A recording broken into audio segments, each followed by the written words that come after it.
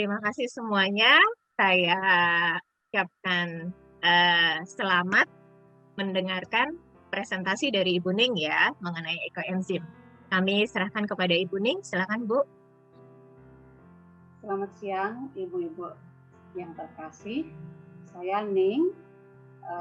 Saya bukan ahli di bidang ekoenzim sih. Enggak, sama sama teman-teman kita belajar bersama. Cuman mungkin saya lebih dulu gitu. Saya juga sudah beberapa kali panen ya. Kita memang panen tuh suka dibagi-bagi ke teman-teman yang membutuhkan. Jadi kalau teman-teman ada yang perlu, boleh mau ngicipin, maksudnya mau mencoba, boleh nanti dikirim. Kalau di Bandung sudah banyak sekali. Nanti kalau ada yang perlu, nanti saya minta tolong teman-teman yang di Bandung bisa mengirimkan ke ibu-ibu. Buat contoh sebelum ibu panen, karena 3 bulan kan panennya, jadi menunggu 3 bulan agak lama. Kalau mau buru-buru nanti boleh saya mintakan ke teman-teman. Oke. Apa itu ekoenzim? Ekoenzim adalah cairan serbaguna hasil dari fermentasi selama 90 hari. Kita biasa menyebutnya dengan larutan sejuta manfaat. Itu terbuat gampang Bu, cuman dari sisa buah atau sayuran. Hanya terdiri dari sisa buah atau sayuran, gula dan air. Sisa buah dan sayuran tentunya kulit-kulit yang masih bagus, yang tidak terbelah dan juga tidak keras, tidak berlemak.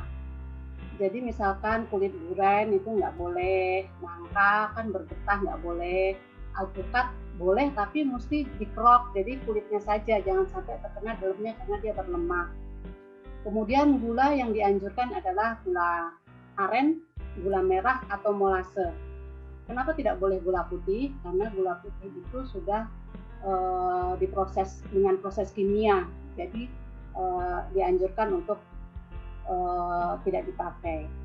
Paling murah molase. Molase itu kalau beli di online sekilo 10.000. Molase itu apa? Itu tetes tebu. Biasanya mereka jual di di botol-botol tuh satu botol aqua gitu 2 kilo ya 20.000.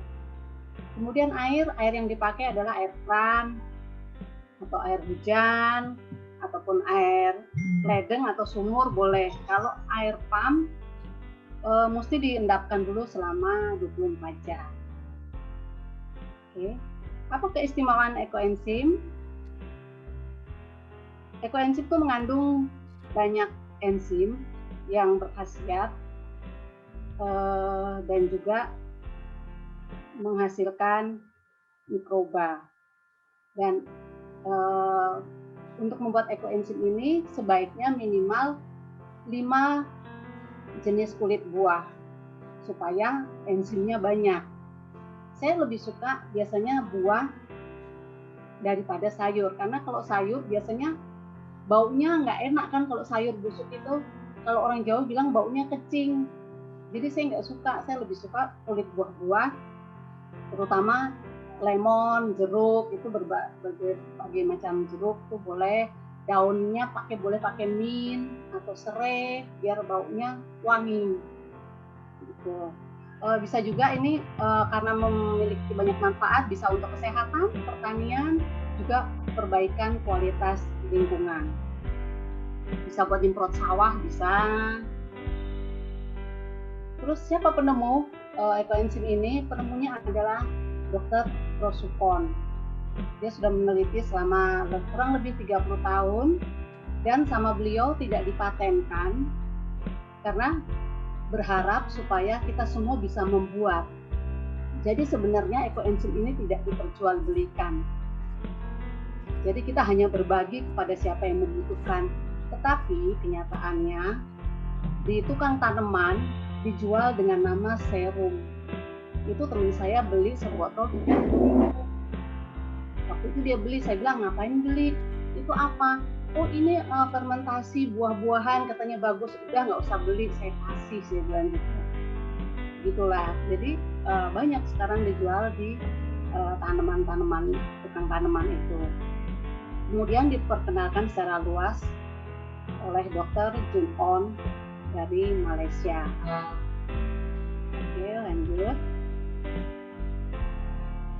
Alat yang dibutuhkan gampang, cuman wadah plastik yang tertutup, jadi bisa pakai ember bekas cat, pisau dan talenan, timbangan, botol bekas untuk menyaring hasilnya, kemudian kertas lakmus atau pH meter untuk mengukur keasaman dari ekoenzim itu sendiri, kemudian alat tulis buat kita label sama isolasi buat kita tulis label di embernya. Oke, lanjut. Wadah yang biasa digunakan bisa berbahan plastik, boleh besar atau kecil, memiliki tutup bermulut lebar. Tidak disarankan bermulut sempit karena dia bisa rentan meledak. Saya pernah coba pakai botol aqua itu, kalau botol aqua setiap 2 jam sekali mesti dibuka untuk membuang gasnya. Kalau kita lupa buang, dia akan meledak. Kalaupun mau pakai botol yang bermulut kecil, harus ada kita bikin selang ke bawah untuk pembuangan gasnya itu. Jadi tidak disarankan bermulut sempit, lebih baik yang bermulut besar, lebar. Oke, lanjut. Nah, bahan yang dibutuhkan cuman gampang, Bu. 1 bagian gula, 3 bagian sisa buah, 10 bagian air. Rumusnya sih 10, 1, 3. 10 liter air, 1 kilogram gula atau molase, kemudian 3 BO atau bahan organik. Oke, lanjut. Semua jenis sayuran bisa digunakan. Yang penting dia belum dimasak, jadi masih asli, tidak kering dan tidak keras, tidak berlemak. Jangan gunakan daging alpukat, durian, kelapa, dan buah berlemak lainnya, tidak busuk, berjamur, dan berulat. Jadi masih bagus setelah kita manfaatkan. Kalaupun kurang, biasanya saya carinya ke tukang buah atau ke tukang rujak. Bisa minta sisa-sisa dia tukang jus, dan dia senang sekali kalau diambil sampahnya. Jadi kita pemulung buah, kulit buah, dan pemulung botol aqua sekarang buat tempatnya. Oke, lanjut. Gula yang boleh dipakai molase atau tetes tebu seperti yang saya bilang tadi, gula merah, gula tebu, aren, kelapa, lontar, dan bukan gula pasir karena sudah kena kimia, proses kimia. Oke. Tips memilih gula, molase cair jauh lebih murah dari gula merah karena merupakan limbah produksi gula putih. Biasanya dibilangnya juga dengan tetes tebu. Molase menghasilkan ekoenzim dengan kepekatan paling tinggi. Gula merah di pasaran karena terdapat gula merah palsu yang kualitasnya sangat buruk. Kadang-kadang kan gula merah dicampur, jadi memang lebih baik kita pakai molase atau tetes tebu. Oke. Air yang boleh dipakai air sumur, air buangan AC, air pam, air hujan yang ditampung, air galon. Boleh digunakan jika kualitas air di lingkungan Anda sangat buruk. Boleh pakai air isi ulang, maksudnya air galon. Lanjut. Gunakan timbangan untuk mendapatkan takaran yang tepat. Hitung volume wadah terlebih dahulu. Jadi wadah, misalkan wadah catnya itu dia volumenya 100 liter, maka jumlah air maksimal yang bisa kita pakai adalah 60 liter atau 60% dari kapasitas wadah. Kenapa 60%? Karena nanti kan kita mau tambahin gula dan BO, bahan organik, jadi takutnya terlalu kepenuhan kalau lebih dari 60%. supaya ada ruang hampa untuk gas. Tentukan jumlah air dibagi 10 sama dengan jumlah gula kali 3. Mungkin kalau repot ya itu patokannya air 10 liter, molase 1 kilo, BO-nya 3 kilo. Nah, itu patokannya sih saya biasanya itu. Jadi kalau saya mau pakai airnya 5 liter, ya berarti molasenya setengah dan BO-nya 1,5. Gitu aja sih, lebih gampang. Oke, lanjut. Tips, bahan atau buah sayur dipotong agak kecil-kecil ya supaya lebih gampang. Usahakan gunakan sebanyak mungkin bahan buah. Semakin banyak jenis bahan yang digunakan, semakin kaya hasil koenzim yang dihasilkan. Seperti saya bilang tadi, minimal sebaiknya 5 macam. Jadi enzimnya banyak. Lanjut.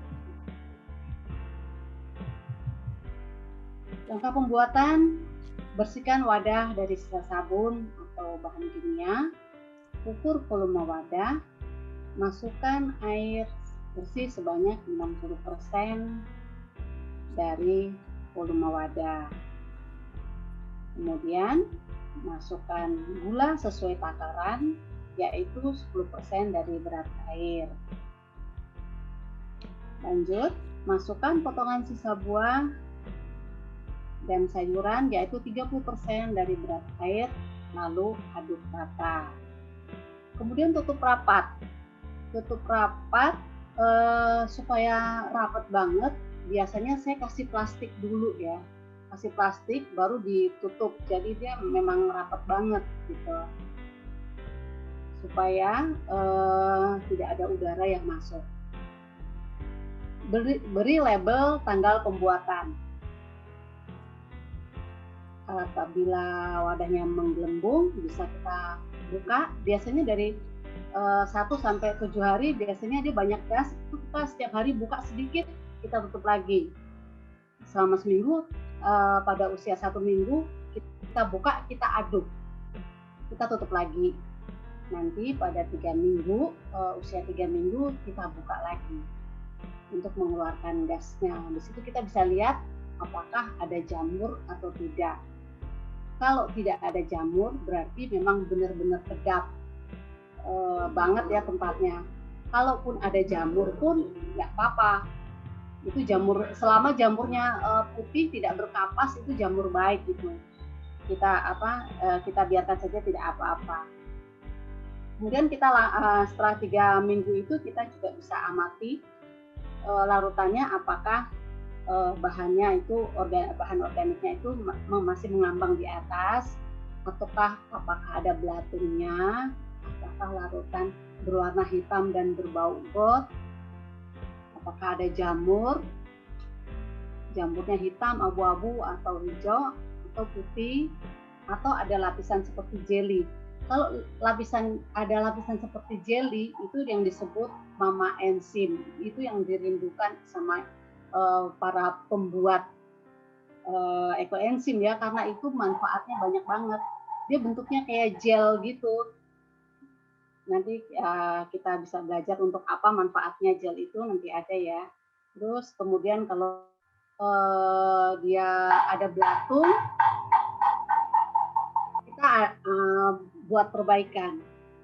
Jika ada bahan-bahan gitu yang ada keluar magotnya, kita bisa bikin perbaikan. Kita jemur 2-3 hari selama setengah jam dengan keadaan tertutup, ataupun kita bisa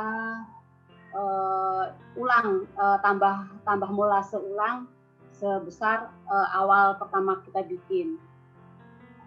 Jika terdapat lapisan jamur putih atau coklat, tidak perlu diaduk karena itu fermentasi sudah berjalan dengan baik. Dan apabila di atasnya itu ada jamur putih, itu dulu orang sebutnya pipera ya, tapi sekarang katanya nggak boleh sebut pipera. Jamur saja itu bisa diambil, itu manfaatnya sangat bagus sekali, biasa dipakai buat masker buat ibu-ibu. Jadi kalau pakai masker itu bisa halus mukanya, Bu. Jadi besok kalau ada sedikit kita ambil sedikit, dan itu tidak bertahan lama, cuma 2 atau 3 hari boleh dipakainya. Jadi di atasnya itu nanti ada lapisan jamur putih, itu bisa kita ambil. Nah, ini ada proses untuk memperbaiki larutan. Kita bisa jemur dengan wadah tertutup selama 2-3 hari. Terus kemudian kita periksa lagi, kalau masih ada bau got, kita bikin tambah gula sesuai takaran awal. Kita tambah waktu fermentasi selama 1 bulan lagi. Oke. Lanjut, jika larutannya berhasil diperbaiki, kalau tidak hasil panen, boleh digunakan untuk membersihkan selokan, sungai, dan pertanian.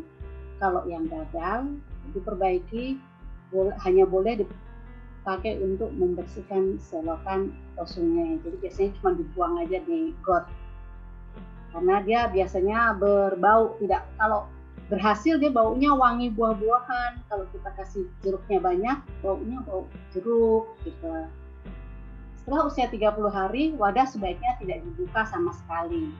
Nah, kalau sudah 30 hari kita buka terakhir itu, tutup lagi. Biasanya saya lakban keliling embernya. Bila perlu, tambahin lagi dengan diikat dengan ban dalam. Dia benar-benar dia kedap, supaya jamurnya tidak banyak yang masuk.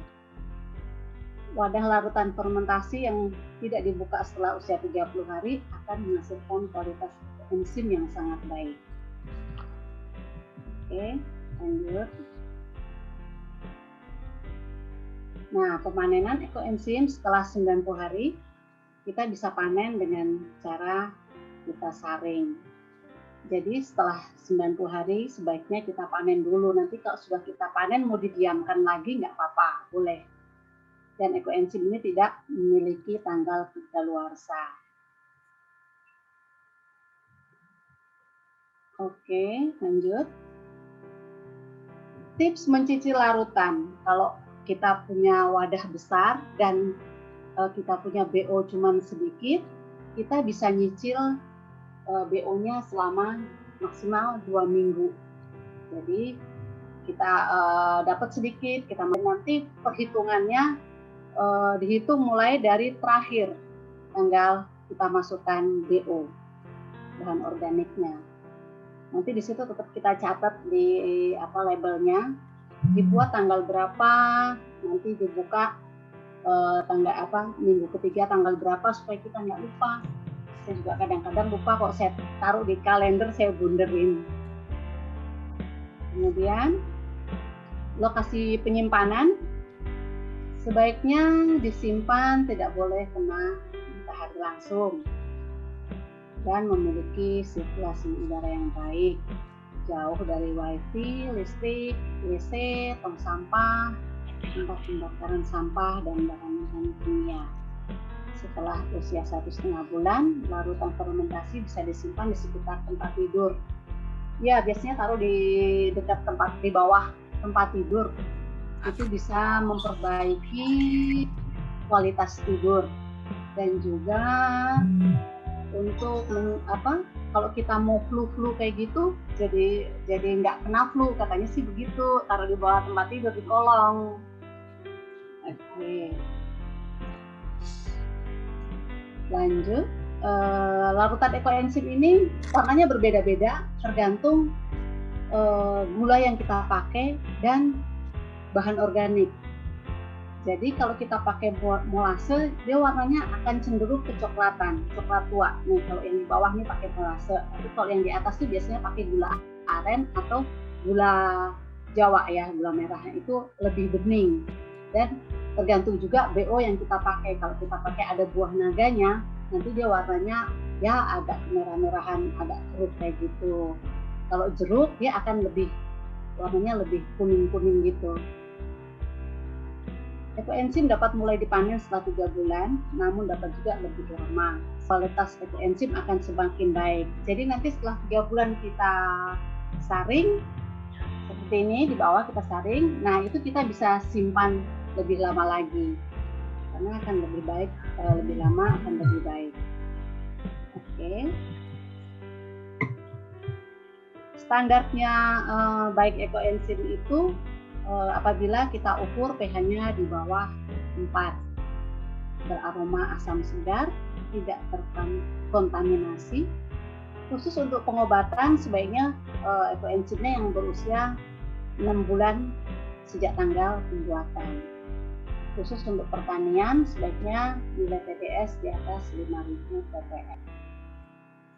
Ciri-ciri normal larutan. Jika fermentasi berjalan dengan baik, larutan akan beraroma alkohol di bulan pertama dan beraroma cuka setelah 3 bulan. Terkadang muncul lapisan jamur dan lapisan jeli mama enzim pada larutan. Namun ini bukan patokan keberhasilan. Ini yang di bawah ini mama enzim itu yang ada jeli-jeli itu. Itu sih bagus untuk menurunkan kalau anak-anak demam gitu pakai mama enzim ini. Oke, lanjut jamur yang bisa muncul, jamur ragi dan jakaba adalah jamur yang baik.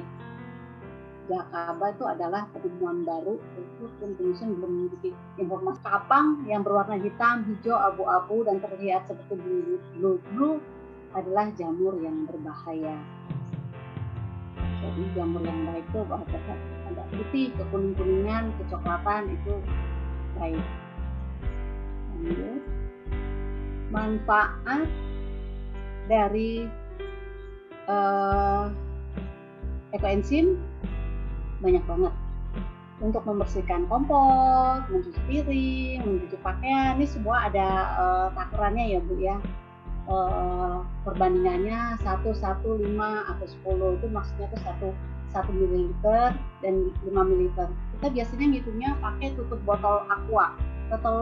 Tutup botol aqua itu 5 ml. Jadi takarannya itu aja biar gampang untuk seperti untuk menyiram tanaman, 1 ember kasih aja dulu tutup botol aqua.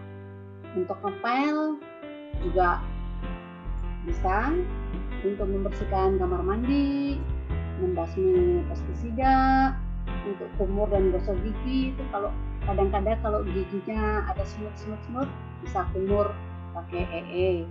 Untuk mencuci rambut, kebetulan saya ini rambutnya rontok banget dan saya sudah buktikan pakai ini. Biasanya saya ambil tempat, saya kasih air sedikit, saya kasih beberapa tetes EE, terus pakai kapas diaplikasikan di akar rambut. Nanti tunggu setengah jam, kemudian ramas. Nanti kalau di embernya kita bisa juga tetesin EE juga beberapa tetes, atau mungkin bisa juga dengan sampo. Kalau pagi campur dulu sampo 1 berbanding dengan EE 1. Nah itu pagi diaduk, biarkan sampai sore, nanti sore dipakai buat ramas. Puji Tuhan, rambut saya memang waktu itu kerontoknya banyak banget, sekarang agak berkurang, sedikit demi sedikit berkurang. Kemudian bisa juga untuk mandi, cuci tangan, pembersih udara, buat detox tubuh. Ini detox tubuh ini kita bisa buat berendam kaki. Kalau lagi pegel-pegel, kita bisa bikin air hangat suam-suam kuku, kita kasih EE buat merendam kaki. Juga untuk bisul atau luka tergores, mungkin tergores kena pisau di dapur, dia semacam betadine gitu, kasih aja EE murni tempelin, nanti cepat menutup dia. Kemudian untuk anti radiasi itu kita bisa taruh di dekat televisi atau wifi atau di laptop untuk membantu radiasi. Kemudian bisa juga sebagai pupuk organik, pembersih hewan peliharaan, membersihkan kuningan. juga buat grendel-grendel pintu itu bisa pakai ini. Sebenarnya banyak lagi manfaatnya, kadang-kadang kita coba-coba sendiri sih. Ada yang sakit ini, oh coba dipakai ini, bisa nggak? Bisa. Kebetulan kemarin pengalaman ya, saya pulang, ibu saya tuh tangannya ada uji-ujinya, kalau orang Jawa bilang benjolan tumbuh tuh. Hari kemudian tuh kempes, benjolannya mengecil. Dan kemarin saya telepon lagi, saya bilang, Bu, gimana tangannya? Lumayan, sudah berkurang.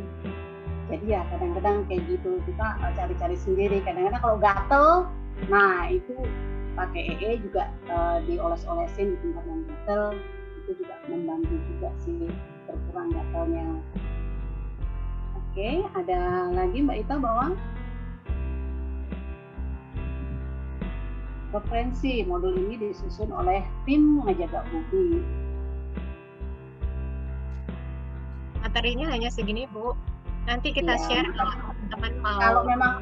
Kalau ibu-ibu berminat, nanti saya share modulnya yang komplit ya Bu. Yang modulnya komplit, ribuan lembar, banyak banget. Jadi ini intinya saja. Boleh sekarang mau tanya, ada yang kurang jelas, monggo. Tanya jawab ya. Gitu. Silakan kalau misalnya ada teman-teman yang punya pengalaman ataupun tadi ada yang kurang jelas. Nah, cuman saya dulu nomor 1 nanya ya. Sebenarnya saya sudah praktek ya, maksudnya baru sekali praktek gitu. Nah, tadi terakhir saya cicil ya, maksudnya saya cicil sisa-sisa buah itu saya letakkan dulu di ember yang saya isi air gitu ya, dengan takaran yang tadi ya 10:31. Bahkan saya juga dapat molasenya dari Buning nih ceritanya. Nah, ternyata pas sekarang saya buka, nah itu terakhir tuh saya tutup tuh Desember, berarti kan ini bulan Juni ya. Nah, saya dapat kasus yang nomor 3 ini tadi, yang baunya seperti comberan ya. Nah, ini saya bingung. Padahal tuh isinya tuh kulit jeruk, ya kayak tadi ya. Dapatnya kok saya yang nomor 3 ya. Ya, gimana nih ceritanya? Nah, itu saya harus lakukan apa ya, Bu nih? Larutan saya warnanya hitam dan berbau got. Gimana, Bu? Kalau seperti itu nggak bisa dipakai lagi, ya kita buang ke got, diselokan atau dikali. Nah, waktu nyicil buah itu sudah dibikin larutannya belum? Maksudnya sudah ada air dan gula, jadi kita tinggal nyicil buahnya. Atau tadi bilangnya direndam air, tuh direndam air apaan? Air pump. Jadi nggak usah kulitnya nggak usah direndam. Jadi kita bikin ember, kita bikin seperti tadi yang dibilang, kasih air, kasih gula. Kalau buahnya cuma sedikit, cemplungin di situ, langsung tutup. Nanti besok ada lagi sedikit, cemplungin lagi di situ. Jadi jangan direndam air. Oh, berarti saya salah ya. Jadi saya pikirnya belum saya kasih molase dulu atau gula tadi ya, tapi ada air ya saya taruh di wadah. Terus kemudian sisa kulit buah saya masukin, gulanya belakangan. Salah seperti itu. Jadi tetap nyicilnya itu sudah di larutan air dan molase gitu. Dan apabila terjadi seperti itu tadi ya dijemur tadi ya, setiap 2-3 hari dijemur selama setengah jam supaya si magotnya itu hilang gitu. Kalau mau bikin aromanya lebih bagus lagi, misal pengen bau mint, pengen bau serai, pengen bau bunga mawar, nanti setelah panen 3 bulan kita saringkan, taruh di botol. Nanti kita fermentasi 1 bulan lagi, namanya bilangnya F2. Itu kita tambahin apa yang kita mau tambahin serai biar bau serai, atau mau tambahin kulit jeruk lagi biar baunya bisa. Namanya fermentasi kedua. Nanti selama sebulan kita simpan lagi. Nanti hasilnya akan wangi banget sesuai bunga yang kita taruh gitu. Oke, berarti setelah kita saring gitu ya Bu, terus baru kita berikan tambahan. Ya, bikin fermentasi kedua namanya. Kita taruh di botol, 80% ekoenzim, 10%-nya kalau kita mau bunga kamboja, 10%-nya bunga kamboja. Jadi 10%-nya lagi buat udara. Itu kita tutup rapat, simpen lagi sebulan. Itu tuh berulang proses yang sama, Bu? Atau itu aja kita prosesnya itu sama?